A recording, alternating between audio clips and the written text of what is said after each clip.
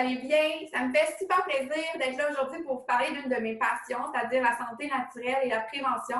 Je voudrais prendre un petit moment pour remercier les gens qui m'ont invité à parler aujourd'hui. Ça me fait vraiment, vraiment un grand plaisir de pouvoir partager ces choses-là avec vous.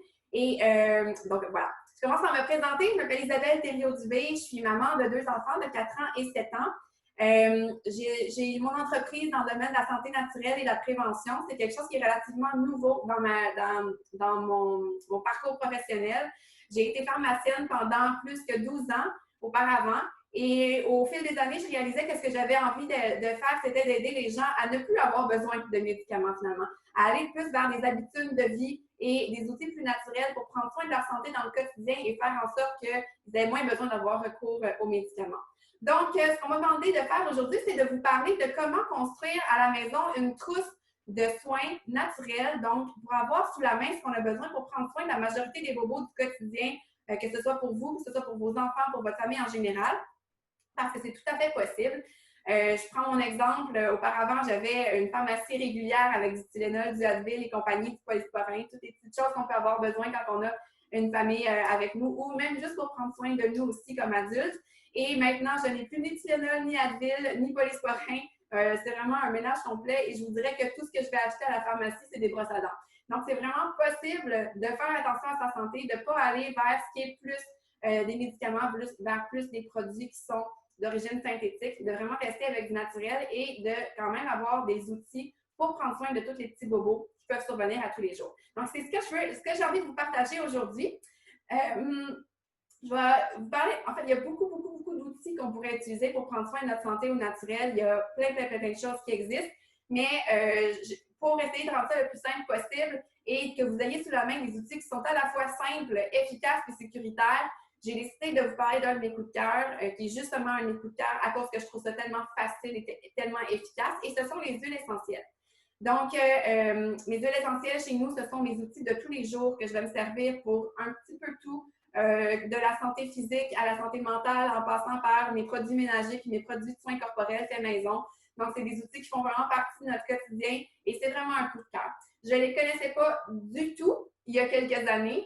Je n'ai pas vu ça à l'université, donc je ne les utilisais pas pantoute. Et puis finalement, ce qui est arrivé, c'est que au fil des années, avec mes enfants, j'ai cherché à utiliser des choses plus naturelles. Et à un moment donné, j'ai découvert l'huile essentielle d'arbre à thé pour du pied d'athlète chez mon garçon. Et ça a été tellement facile, tellement efficace que je me suis dit, OK, il y a vraiment quelque chose qu'il faut que je regarde ici. Il faut vraiment que je me penche sur les huiles essentielles puis que je vois qu'est-ce que je peux faire avec ça. Et j'ai commencé à donner des ateliers sur la puissance des huiles essentielles et comment les utiliser dans le quotidien suite à ça. Ça fait depuis novembre 2018 que je fais ça et c'est vraiment une grande passion. Ça me fait vraiment plaisir d'aider les gens et les familles à avoir des nouveaux réflexes en matière de santé pour prendre soin d'eux sur le long terme. Donc, sans plus tarder, je vais vous parler de nos huiles essentielles. J'ai pensé vous faire un petit topo avant sur c'était quoi une huile essentielle parce que ce n'est pas nécessairement des outils que tout le monde connaît.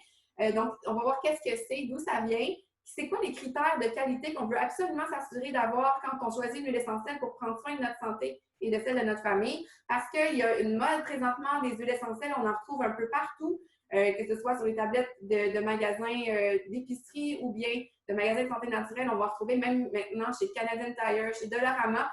Et la qualité est très variable. Il n'y a pas de standards gouvernementaux actuellement sur les huiles essentielles, donc c'est très difficile de se retrouver au niveau de la qualité. Et je voulais vous donner des indices de quoi rechercher pour s'assurer d'avoir des huiles essentielles qui vont être efficaces et sécuritaires pour l'utilisation à la maison.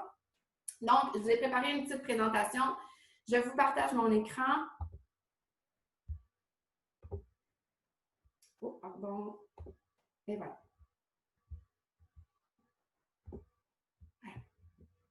Donc, ce qu'il faut savoir, c'est que les huiles essentielles, c'est utilisé depuis très longtemps. On pense que les huiles essentielles remontent aux aborigènes en Australie qui avaient découvert qu'en utilisant des feuilles d'arbre à thé, on appelle aussi Melaleuca, et en l'écrasant dans leurs mains, en allant inspirer ça, ça allait aider au niveau des problèmes respiratoires. Ils faisaient la même chose avec des feuilles d'eucalyptus également.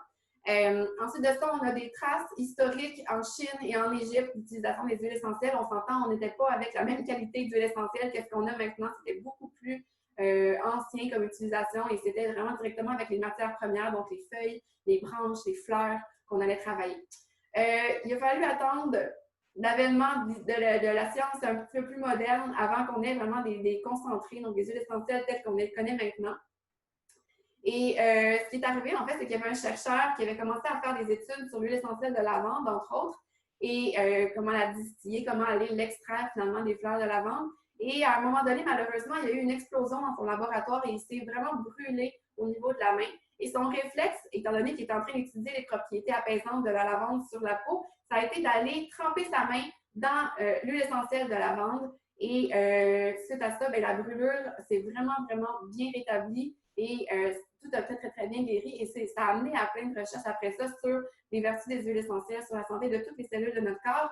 Et bien, de plus en plus actuellement, il y a du mouvement sur le plan scientifique.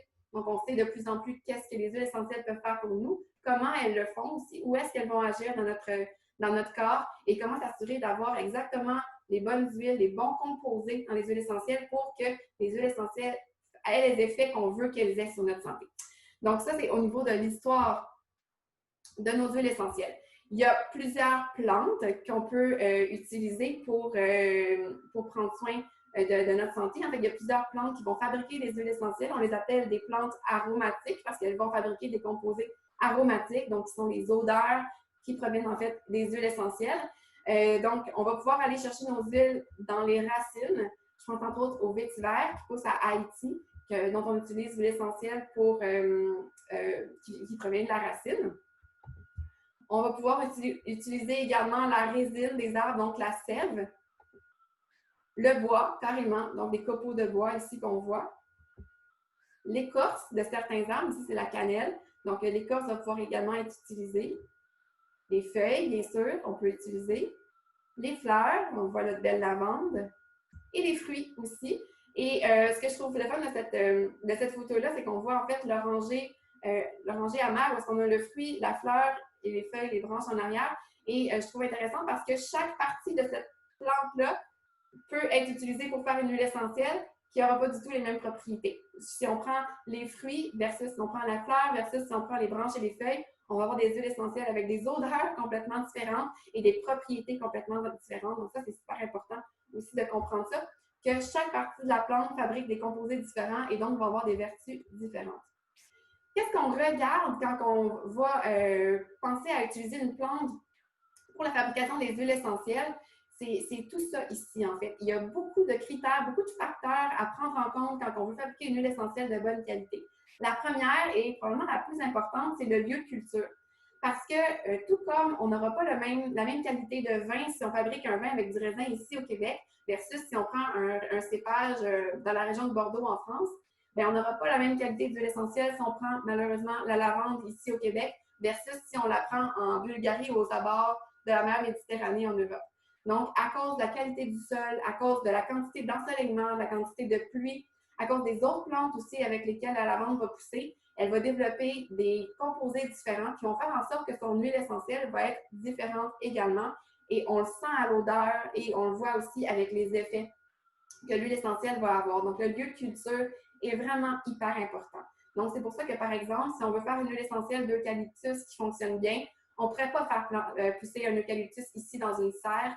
Ça prend un milieu où est-ce que l'eucalyptus pousse naturellement et c'est pour ça que l'eucalyptus, normalement, on va le retrouver en Australie et notre huile essentielle va venir de là. Il y a également, comme je vous disais tout à l'heure, la partie de la plante qui est super importante. Donc, comme je vous disais, on n'aura pas la même huile essentielle si on utilise la fleur, la branche, les feuilles, les racines, peu importe. Donc, la partie de la plante est extrêmement importante. Le moment et la méthode de cueillette. Donc, la méthode va être hyper importante parce que si on utilise des machines, par exemple, pour cueillir les plantes, pour aller plus rapidement, on peut détruire certaines parties des plantes, détruire les petites vésicules dans lesquelles les huiles essentielles, donc les petites poches dans lesquelles les huiles essentielles sont contenues. Et à ce moment-là, on perd notre huile essentielle ou bien on l'altère et on n'aura pas le même résultat final. Le moment de la cueillette est hyper important aussi. Je pense entre autres à l'huile essentielle de rose. Si on prend les boutons de fleurs, il faut absolument les cueillir dès qu'elles s'ouvrent le matin parce qu'après quelques heures d'ouverture, les boutons de fleurs vont perdre leur huile essentielle par évaporation, étant donné que c'est des composés qui sont très volatiles et on va vraiment perdre beaucoup de propriétés. Donc, il faut que les boutons de rose soient cueillis vraiment dès l'ouverture des boutons. Fait que c'est des choses qu'il faut savoir. Ça prend de l'expertise, ça prend des gens qui font ça depuis longtemps. C'est souvent du savoir qui est transmis de génération en génération chez les producteurs un peu partout dans le monde. Donc, il y a beaucoup d'informations à savoir, à comprendre quand on veut fabriquer une bonne et belle huile essentielle. La température et la durée de la distillation, en fait, qu'est-ce que c'est la distillation? Je vais y revenir tout à l'heure, mais c'est le processus qu'on utilise pour fabriquer l'huile essentielle, pour aller l'extraire de la plante. Et on utilise de la vapeur d'eau pour aller chercher les huiles essentielles. Et tout dépendant de la plante, on va devoir avoir une température différente et une durée de distillation différente pour aller chercher les composés qu'on souhaite avoir. Donc, c'est quelque chose de très, très pointu. Et ensuite de ça, il faut faire attention, bien sûr, à tous les risques de contamination parce que quand on utilise un produit pour notre santé, on ne veut pas utiliser un produit qui pourrait avoir été contaminé avec des métaux lourds, avec des pesticides ou quoi que ce soit. Donc, c'est quelque chose aussi qu'il faut regarder quand on parle de fabrication d'huile essentielle. Voilà, ça, c'est ce que c'est la distillation. En fait, la façon que ça fonctionne, c'est qu'on va avoir une cuve d'eau qui va être chauffée. Donc, il va y avoir de la vapeur d'eau qui va être produite. On parle sur l'image ici, c'est le numéro 2. Ensuite de ça, la vapeur va être dirigée dans un autre contenant où est-ce qu'on va avoir compacté une grosse quantité de la plante. La vapeur va passer à travers la plante et en passant à travers la plante, va amener avec elle les huiles essentielles qui sont très volatiles, donc qui vont s'évaporer, vont devenir de la vapeur. Ensuite de ça, cette vapeur d'eau-là et d'huile essentielle va être recueillie. On voit le numéro 5. Ça va passer dans un tuyau qui va passer dans une cuve qui est remplie d'eau froide. Donc, l'huile essentielle dans le tuyau, en contact avec les parois du tuyau qui vont être froides à cause de l'eau, vont redevenir liquides. Donc, tout en bas du contenant, où est-ce que c'est écrit 6, vous allez avoir un mélange d'eau et d'huile essentielle liquide qui va être amené dans un réservoir qui est le numéro 8. Et là, étant donné que l'huile essentielle flotte sur l'eau, qu'elles sont plus légères, elles vont se ramasser en haut. Et ensuite, au numéro 9, on va être capable d'aller extraire l'huile essentielle de l'eau, donc les séparer et pouvoir récolter notre huile essentielle. C'est un petit peu ça le fonctionnement pour la distillation.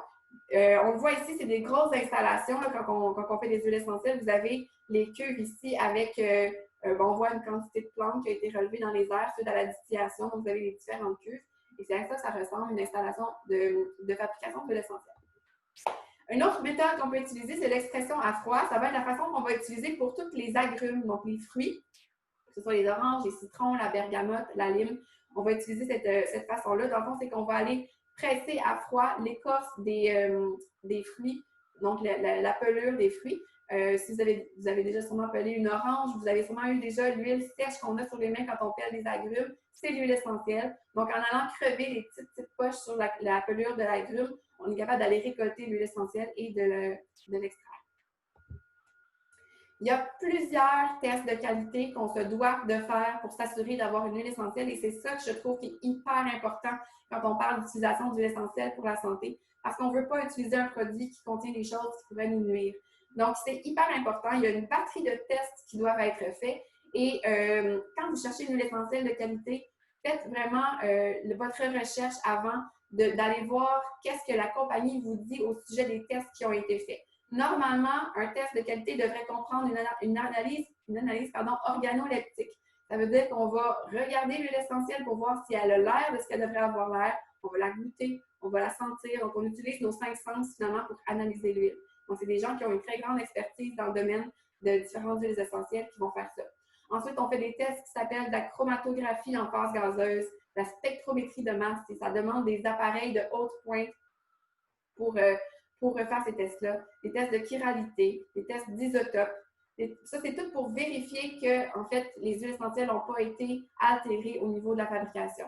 Ce qu'il faut savoir, c'est que actuellement, la manière dont ça fonctionne, dans la majorité des cas, au niveau de la fabrication d'huiles essentielles, il va y avoir des tiers parties, des intermédiaires qui vont acheter des barils d'huile essentielle aux producteurs, aux petits producteurs, et qui vont les revendre à des compagnies. Dans la majorité des cas, c'est comme ça que ça se fait, sauf quelques exceptions qui vont faire affaire directement avec le producteur. Donc, les compagnies font affaire directement avec les producteurs, justement pour s'assurer qu'au niveau de la fabrication, tout est fait dans les règles de l'art. Par contre, dans la majorité des cas, il y a un intermédiaire. Et des fois, que ce soit au niveau de la production, que ce soit au niveau de l'intermédiaire, pour allonger l'huile essentielle sans trop l'altérer, puis faire en sorte que finalement les profits sont supérieurs, il peut y avoir des choses qui sont ajoutées à l'huile essentielle pour la diluer finalement. Et donc, c'est ces tests-là qui vont nous permettre de savoir si l'huile essentielle a été diluée, ça a été altéré, s'il y a des composés chimiques synthétiques qui ont été ajoutés. Donc, tous ces tests-là vont permettre de détecter ça.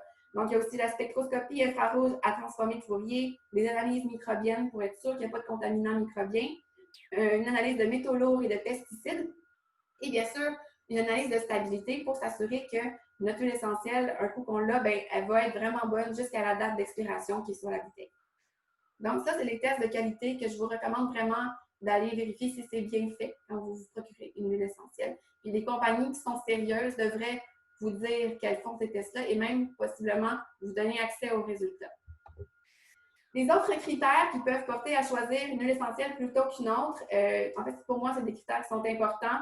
C'est de choisir des entreprises qui sont éco-responsables. Il y a eu beaucoup d'abus au niveau de la culture de certaines espèces. Je pense entre autres au bois de santal, au bois de rose. Il y a eu beaucoup d'abus et ces espèces-là sont malheureusement menacées actuellement.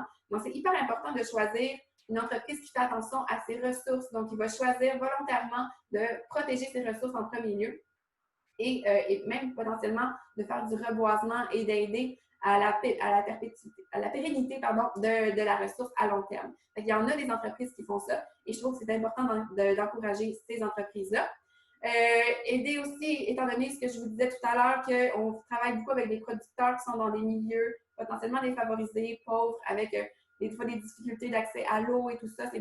Étant donné qu'on va chercher les plantes à l'endroit où elles poussent le mieux, des fois, ça se peut que ça soit aux États-Unis ou au Canada, par exemple. Ici au Québec, on a notre épinette noire qu'on pourrait utiliser, mais des fois, ça peut être en Somalie, ça peut être en Afrique, ça peut être en Asie, dans des pays qui sont moins bien nantis. Et donc, je trouve ça important qu'il y ait un salaire équitable qui soit versé à ces gens-là pour le travail qui est fait. Et au niveau de l'achat local, c'est quelque chose qui est super important pour moi. Je fais vraiment un effort d'acheter le plus localement possible. C'est sûr que considérant le fait que nos plantes doivent venir de pays différents pour que nos huiles essentielles soient vraiment efficaces, au niveau de l'achat local, ça pose un peu de problème. C'est sûr, on peut avoir des huiles essentielles qui sont faites ici au Québec, mais on ne pourra pas, comme je vous disais, avoir d'eucalyptus fait au Québec ou tout ça. Mais on a des entreprises ici au Québec qui fabriquent, mais qui vendent des huiles essentielles de très haute qualité et qui viennent un peu partout dans le monde, mais c'est des entreprises qui sont locales et vous avez même accès à des conseillers qui vendent comme indépendants des huiles essentielles de très haute qualité et qui, dans le fond, ça vous permet aussi d'encourager l'achat local en encourageant ces personnes-là. Donc, voilà pour les critères de qualité. Donc, ça termine ma petite présentation. Fait que je trouvais ça important de vous donner ces informations-là pour que vous sachiez quoi regarder. Mais maintenant, on va tomber dans le vif du sujet. Donc, pourquoi utiliser des huiles essentielles? Comment on les utilise et pour quelles raisons? Donc, ce qui est vraiment fun avec les huiles essentielles, à mon avis, c'est qu'elles sont 100% pures et sécuritaires. Elles sont efficaces et elles sont économiques. Elles sont pures et sécuritaires quand on regarde, comme je vous ai dit tout à l'heure, tous les critères importants pour s'assurer d'avoir une huile essentielle de qualité.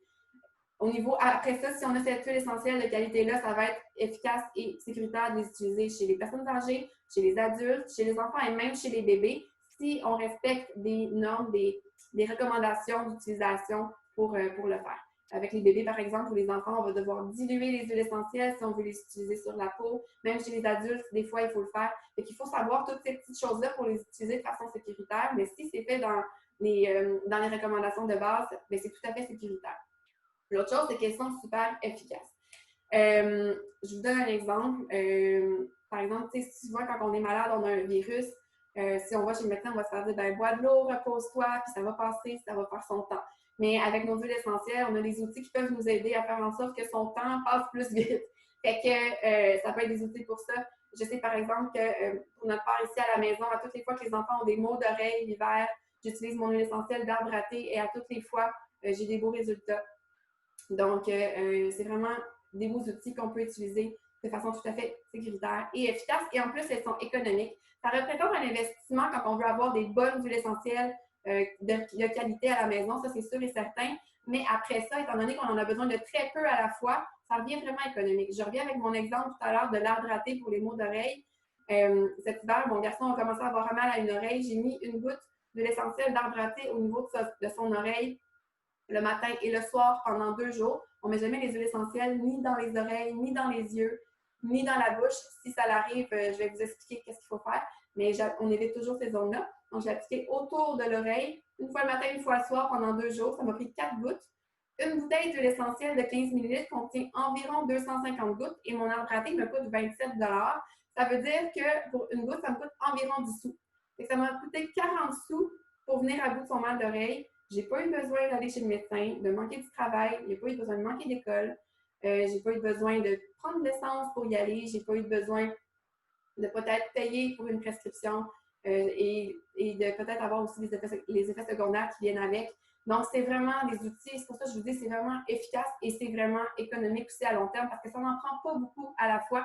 Et en plus, quand on dilue, parce que comme je vous disais tantôt, c'est souvent recommandé de le faire, bien, ça nous dure encore plus longtemps. Donc, étant donné que nos huiles essentielles sont bonnes longtemps aussi, Santé Canada donne une date limite de 5 ans aux huiles essentielles, donc une date d'expiration 5 ans après la production.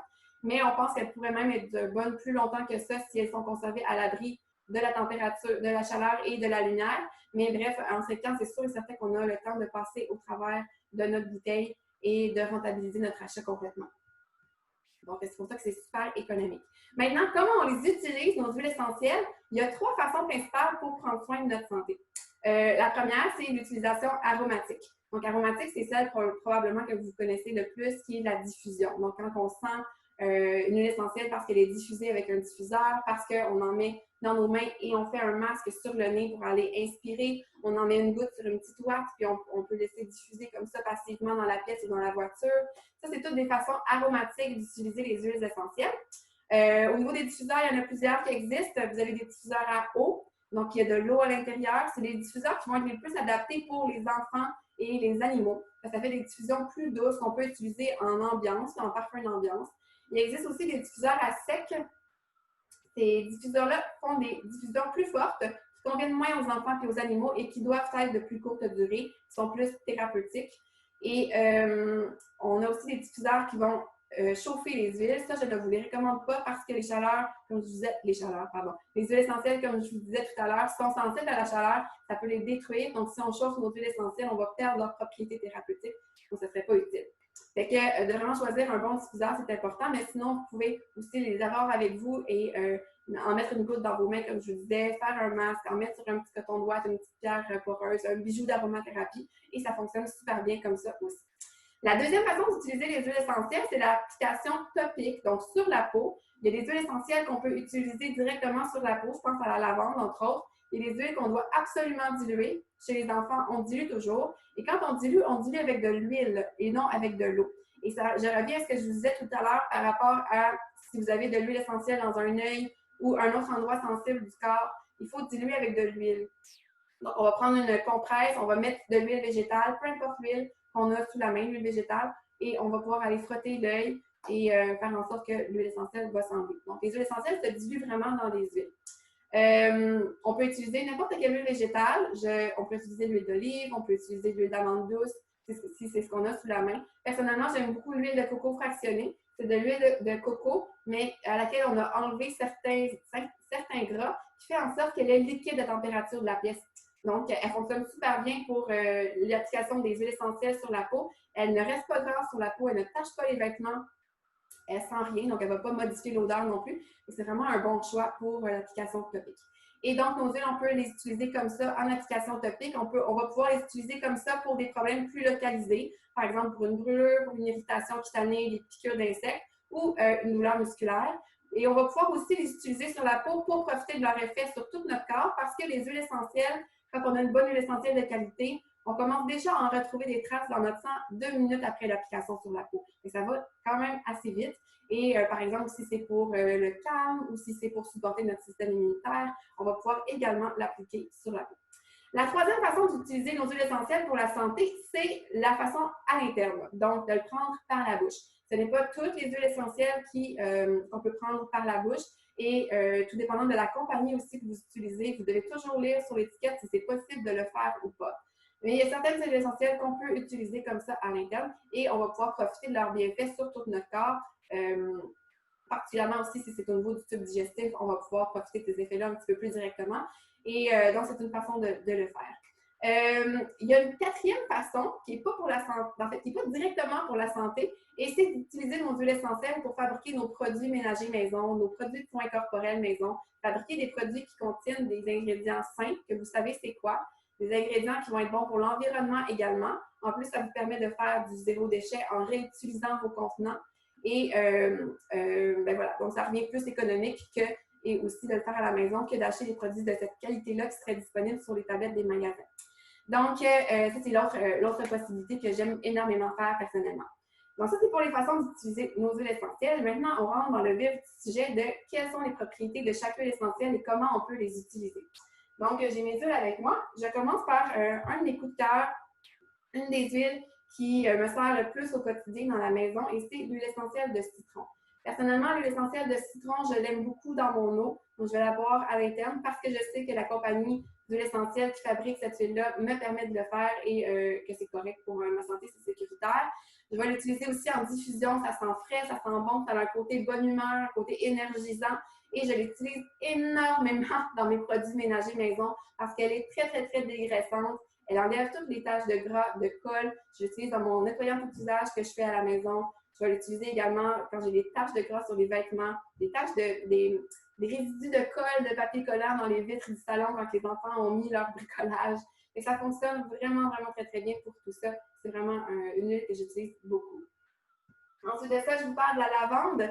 La lavande, c'est que, je vous en ai parlé un petit peu tout à l'heure, c'est l'huile essentielle qu'on connaît beaucoup pour apaiser le stress, qu'on va pouvoir utiliser aussi pour favoriser un sommeil réparateur. Mais ce qu'on sait moins, c'est qu'elle est également très apaisante pour la peau. Ça revient un peu à l'anecdote dont je vous parlais tout à l'heure avec le scientifique qui avait plongé sa main dans l'huile essentielle de lavande. Donc, elle est très apaisante pour la peau. C'est une huile que je vais utiliser à toutes les fois que je me brûle, par exemple en faisant la cuisine ou quelque chose comme ça. Si j'ai une brûlure ou si les enfants ont les brûlures, on applique la lavande pure sur la peau et ça soulage pratiquement instantanément. C'est vraiment super, super bien. On peut l'utiliser également, nous, on l'utilise pour les piqûres d'insectes. Ça va également soulager. C'est vraiment une très, très belle huile pour les soins de peau aussi. Ensuite de ça, je vous parle de la menthe poivrée. La menthe poivrée, donc, c'est une huile essentielle que je trouve qui est très polyvalente. Personnellement, ici, on l'utilise pour tout ce qui est le confort. Donc, quand on a des douleurs, que ce soit une douleur musculaire, des maux de tête, on va pouvoir aller l'appliquer sur notre tête. Elle est très rafraîchissante aussi quand il fait chaud, donc ça peut aider pour ça. Je l'utilise aussi des fois en cuisine pour faire surtout les mélanges chocolat, menthe poivrée, c'est super bon. On va aussi pouvoir l'utiliser pour l'énergie. Donc, elle a un petit effet énergisant, en fait, un bel effet énergisant. Donc, au lieu de prendre un café en fin de journée, si j'ai besoin d'un petit boost d'énergie, je vais utiliser ma menthe poivrée. Donc, c'est une super belle huile essentielle et qui va aussi supporter tout le système digestif. Ensuite de ça, je vous parle de l'arbre à thé, qui est celui qui m'a fait connaître les huiles essentielles. L'arbre à thé, qui est une huile essentielle qui a beaucoup de propriétés antiseptiques, donc pour les champignons, pour les virus, pour les bactéries. C'est celle que j'ai utilisée, comme je vous disais, pour le pied d'athlète. On peut l'utiliser aussi, personnellement, en fait, je vais l'utiliser pour des boutons. Je connais des gens qui l'ont utilisé pour des feux sauvages. On peut l'utiliser aussi pour, en fait, comme je vous disais tout à l'heure, pour les maux d'oreille, les maux de gorge. Donc, c'est toutes des utilisations qu'on peut faire. Donc, elle va vraiment aller supporter notre système immunitaire en ce sens-là. Ensuite de ça, je vous parle de l'encens. L'encens, c'est une huile très, très précieuse qui vient de Somalie, qui est assez rare, mais qui a des propriétés extraordinaires sur la santé des cellules. Si ça vous tente d'aller chercher, d'aller googler ça, c'est vraiment une belle huile essentielle. Je l'utilise personnellement pour ses effets qui me permettent d'être plus calme, plus concentrée. Je l'utilise également dans mes soins de peau, donc je vais mettre une goutte dans ma crème le matin pour favoriser l'apparence de la peau, diminuer certaines imperfections dues à l'âge. Et bref, donc c'est vraiment une super huile pour prendre soin de notre peau. Et en fait, j'ai aussi l'origan que je n'ai pas avec moi présentement parce qu'il est dans ma cuisine présentement, qu'on peut utiliser en cuisine en fait pour faire des vinaigrettes, des marinades, des choses comme ça. Il faut y aller vraiment doucement parce que c'est une huile qui est très puissante, mais c'est une huile essentielle en fait qu'on va beaucoup utiliser pour le support du système immunitaire qui est très riche en antioxydants et qui va vraiment aller donner un bon coup de pouce à notre système immunitaire quand on en a besoin. C'est une huile que personnellement j'utilise dès que je sens que je commence à avoir un petit virus qui s'en vient et qui va faire vraiment un grand bien. J'ai fait le tour de mes huiles simples, donc c'est-à-dire les huiles que j'utilise qui contiennent qu'une seule sorte d'huile essentielle à l'intérieur, les principales que j'utilise le plus souvent. Maintenant, je vous parle de 4 synergies. Les synergies, ce sont des mélanges d'huiles essentielles donc, qu'on met ensemble pour favoriser un meilleur effet. Donc, le fait de mettre ces huiles essentielles-là ensemble va faire en sorte que l'effet va être meilleur sur notre santé. Un de mes coups de cœur présentement, c'est un mélange qui contient de l'orange, de la cannelle, du clou de girofle, du romarin et de l'eucalyptus. La cannelle et le clou de girofle, ce sont des huiles essentielles qui ont des propriétés au niveau du support du système immunitaire hyper intéressantes. Donc, c'est une huile que je vais diffuser, que je vais pouvoir appliquer sur la peau en la diluant. La cannelle et le clou de girofle sont des huiles essentielles qu'on appelle des huiles chaudes. L'origan aussi va faire partie des huiles chaudes. Donc, c'est des huiles qu'on doit absolument diluer dans une huile végétale avant de les utiliser sur la peau pour éviter des risques de brûlure. Donc, on va pouvoir, mais on peut le faire si on la dilue correctement. Et il y a toute une charte de dilution en fait qui existe aussi. Tout dépendant de la sensibilité de la peau et l'âge des enfants, on va diluer plus ou moins. Donc, il y a des chartes de dilution qui existent et que c'est important de respecter aussi si on veut utiliser sur la peau. Et donc, cette huile-là, je l'utilise régulièrement ces temps-ci pour supporter notre système immunitaire. Ensuite de ça, j'ai un mélange qui contient des huiles essentielles de laurier noble, de l'eucalyptus, de la menthe poivrée, de la cardamome, du citron, du ravensara. Le laurier, la menthe poivrée, l'eucalyptus, la ravensara, c'est des huiles qui vont aller aider au niveau du système respiratoire à supporter notre système respiratoire avec nos besoins saisonniers, que ce soit l'hiver ou même au printemps ces temps-ci. Donc, ça peut être des huiles essentielles qu'on va pouvoir utiliser pour se supporter dans ce sens-là. J'aime beaucoup la diffuser l'hiver, la nuit, pour bien respirer pendant la nuit et récupérer si on en a besoin. J'aime aussi beaucoup l'utiliser au niveau sur le nez pour aider avec la respiration. Mon chum l'utilise aussi des fois pour les ronflements. Donc, ça peut être une bonne solution naturelle pour ça aussi. Donc, ensuite de ça, j'ai un mélange qui contient des huiles essentielles plus au niveau de la digestion. Donc, les huiles qu'on va pouvoir regarder si on cherche quelque chose qui nous aide au niveau de la digestion, ça va être la menthe poivrée, ça va être le fenouil, l'anis, le carvi, l'estragon, le citron également. Donc, c'est un mélange qui contient un petit peu ces huiles essentielles-là, mais qu'on peut trouver aussi de façon séparée. Et elles vont nous aider beaucoup avec tout ce qui est inconfort digestif. Chez nous, on va l'utiliser si on a, par exemple, mes enfants pour le mal des transports, on l'utilise. Personnellement, je l'utilise quand j'ai trop mangé ou quand j'ai des inconforts au niveau digestif, finalement, des ballonnements, des crampes, des choses comme ça. Et ça soulage vraiment rapidement et ça fait vraiment un grand bien. Et le dernier dont je voulais vous parler, c'est un mélange pour les douleurs musculaires et les douleurs articulaires. Il y a des huiles essentielles qu'on peut utiliser pour se soulager sur ce plan-là aussi. Ce mélange-là contient de la Gaultérie couchée, qui est une huile essentielle qui contient un composé qui est très anti-inflammatoire, donc ça va aider au niveau de la gestion des douleurs. Il va contenir aussi de la menthe poivrée, comme je disais tout à l'heure, on peut l'utiliser pour les douleurs parce qu'il contient du menthol. Le menthol est analgésique, donc on va pouvoir l'utiliser pour ça aussi. Et personnellement, celui-là, il contient aussi des huiles qui vont apaiser quand il y a de la douleur, des huiles qui sont apaisantes pour les tissus et qui vont favoriser également la réparation. Donc, on peut également utiliser nos huiles essentielles pour ça, pour tout ce qui est douleur articulaire, douleur musculaire, et on y va à ce moment-là en application topique à l'endroit qui est inconfortable et ça fait un grand bien. Donc, c'est pas mal ça pour mes 10 huiles que j'utilise le plus souvent. Il y en a énormément d'autres, mais je pourrais passer vraiment plusieurs heures à vous parler de toutes les huiles qui existent pour prendre soin de notre santé, mais je voulais vous donner un premier coup d'œil sur ce qui compose notre trousse ici à la maison pour prendre soin de nos petits pépins de tous les jours. J'espère que ça vous a donné des idées, d'informations et que ça vous tente aussi d'essayer ces outils-là qui sont vraiment exceptionnels et qui nous donnent des outils, dans le fond, qui sont à la fois, c'est comme je disais au début, à la fois sécuritaires, efficaces, aussi économiques et en lesquels j'ai vraiment confiance, que je sais qu'il n'y aura pas d'effet secondaire ni d'effet de dépendance. Et pour ça, c'est très, très précieux. Surtout comme maman, je vous dirais d'avoir à la maison tout ce dont on a besoin pour prendre soin de nous. C'est très, très rassurant et très précieux. Donc, voilà, ça conclut la conférence. J'espère que vous avez apprécié. Si vous avez des questions, si vous avez envie de me contacter, ça me fait un grand plaisir de vous aider. Je suis présente sur Facebook avec ma page Arborescence. J'ai aussi une page Instagram qui s'appelle Arborescence Bien-être. Vous pouvez me contacter par courriel au info@arborescence, c'est ARBORESSENCES.ca. Donc, si vous avez des questions, s'il y a quoi que ce soit, n'hésitez pas à me faire signe, ça va me faire un grand plaisir. Sur ce, je vous souhaite une belle fin de journée. Prenez soin de vous. J'espère que tout se passe bien pour vous présentement avec tout ce qui se passe dans le monde. Je vous souhaite de la santé et c'est ça. Prenez soin de vous, idéalement, naturellement. Et comme je vous disais au départ, nos habitudes de vie, c'est notre plus grande clé présentement pour prendre soin de nous. Je souhaite que tout se passe bien et que la santé soit au rendez-vous. Donc, je vous souhaite une super belle fin de journée. Bye bye!